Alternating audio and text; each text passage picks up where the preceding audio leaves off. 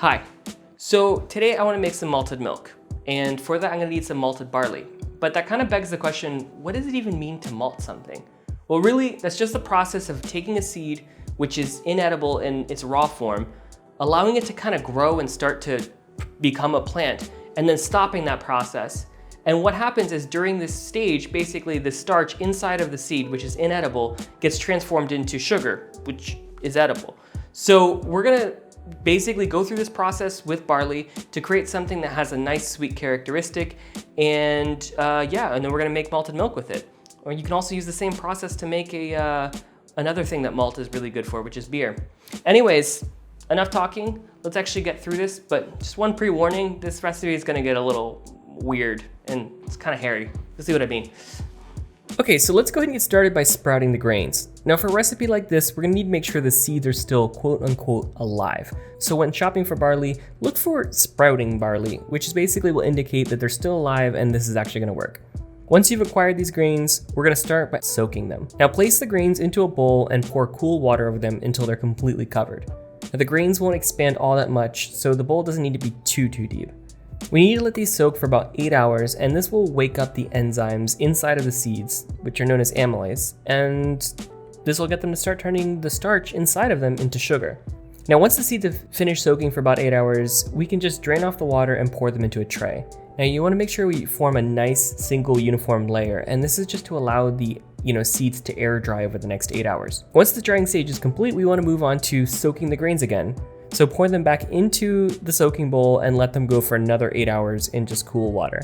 Now during this time, the seeds should start to develop little rootlets, or chits as they're called. And this is basically a sign that our seeds are starting to sprout. Now after the session of soaking is complete, we're ready to go ahead and drain these seeds one more time and let them dry out again on the tray, just like we did before. Now during this time, we're gonna start to notice though that the seeds will start to sprout and germinate. Now this time, instead of soaking them, what we're gonna do is instead every 4 to 6 hours, move the grains around and just kind of spritz them with a little bit of water using kind of a little squeezy pump. And we're just gonna be doing this for the next 3 to 4 days. And what we're gonna do is we're gonna just keep monitoring this up, and after a little while, they're gonna start to grow these little white sprouts, and these are known as an acrospire. Now once these sprouts reach the length of the grain, the germination process is pretty much finished, or good enough for us. And at this point, we have basically the maximum amount of sugar inside of our seed. And now it's time to stop this germination process by drying the sprouts out. Now using a food dehydrator or warm oven, we need to dry these grains out in temperatures between 90 degrees Fahrenheit to 120 degrees Fahrenheit for about 24 hours. And drying these grains will basically stop the germination process, and this is gonna kill the seed essentially.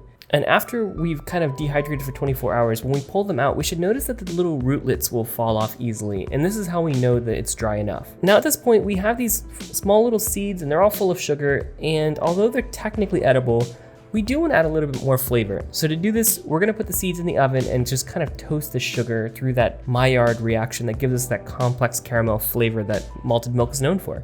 Okay, so to actually roast the grains, what we're gonna do is place the grains into a 350 degree Fahrenheit oven or about 180 degrees Celsius oven and roast these grains from anywhere from 1 to 5 hours.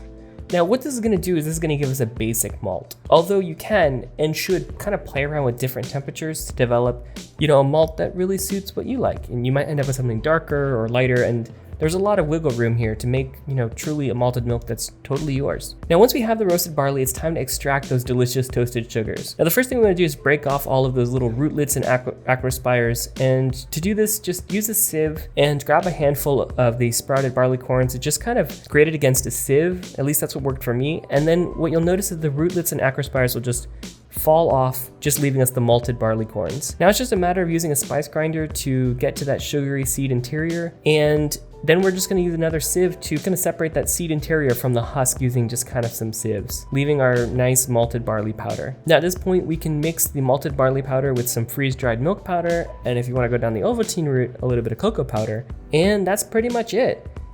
We just need to add this to some milk, and wham bam, that is our delicious malted milk.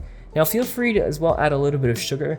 This version may be not as sweet as you may be used to. Most malted milks, and at least in America, come with a little bit of extra sugar in them as well. So I'm gonna use about probably 1 to 2 tablespoons of the malted milk powder that I've made to 1 glass of milk, and let's see how it tastes. So how did it turn out? Well, I've got the malted milk right here, and I can tell you right off the bat that it's a little bit more grainy than you probably would have gotten it from the store. But let's see how it tastes.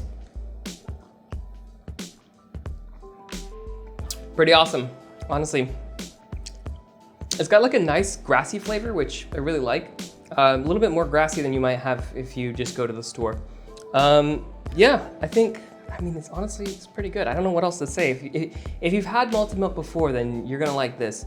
So I think this is a pretty cool little recipe, and it's also kind of a fun science experiment. So if you're interested in doing this, I totally recommend doing it. Anyways, that's it for this week. Feel free to subscribe, I'd really appreciate that. Or even better, if you wanna share this with somebody that might enjoy this, it'd help grow the channel, that'd be awesome. All right, see you guys next week, bye.